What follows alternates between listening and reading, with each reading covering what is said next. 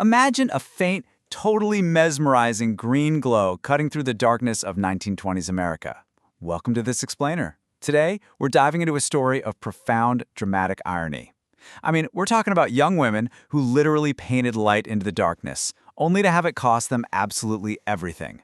We're going to examine a pivotal moment in history where a so-called miracle product turned out to be a silent killer, and we'll see exactly how the victims of this product transformed their own tragedy into a full-blown revolution.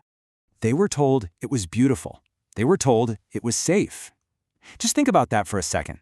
That quote perfectly captures the tragic false promises made to these young factory workers. You have to remember, these women were just trying to earn a decent paycheck. They were looking for a little bit of independence by painting luminous numbers onto watches and instruments. They were handed a product that was aggressively marketed as modern and wondrous, and they were completely unaware of the devastating reality hiding right there in the paint they handled every single day. And this brings us to the core subjects of our explainer today, the Radium Girls. Now, while they entered those factories completely in the dark, no pun intended, about the fact that they were slowly poisoning themselves with every brushstroke, they absolutely did not remain silent victims. As you'll see, their eventual, incredibly courageous fight for accountability would rip the veil off a massive industrial secret. And honestly, it changed American workplace safety forever. Part 1. The Miracle Element and a Truly False Promise. Okay, let's rewind and set the scene at the beginning of the 20th century. Back then, radium wasn't viewed with caution at all. People actually considered it almost miraculous. It was rare, it literally glowed in the dark, and the public was just entirely fascinated by it. It was this huge symbol of modern science. But here is the horrific contrast at the heart of this story.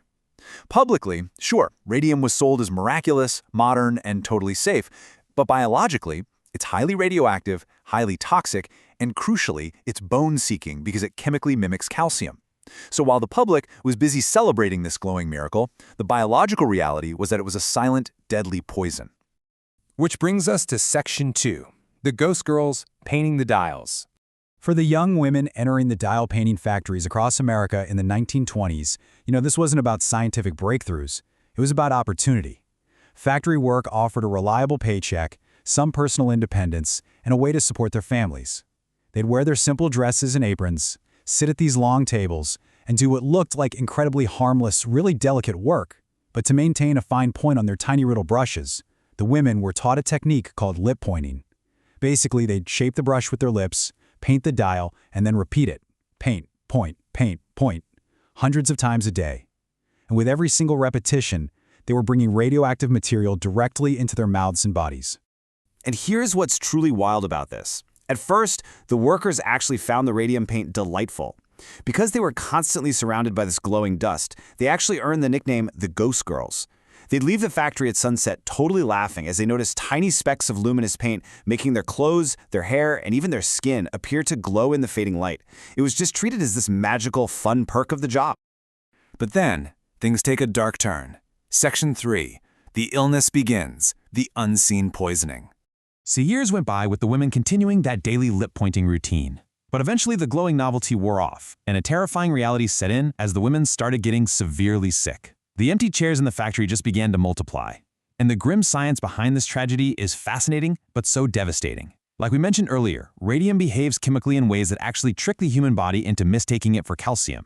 So instead of simply passing through their digestive systems, the radium became permanently incorporated into their bones. Once it was locked inside their skeletons, it silently and constantly emitted radiation from the inside out. It was just slowly destroying them.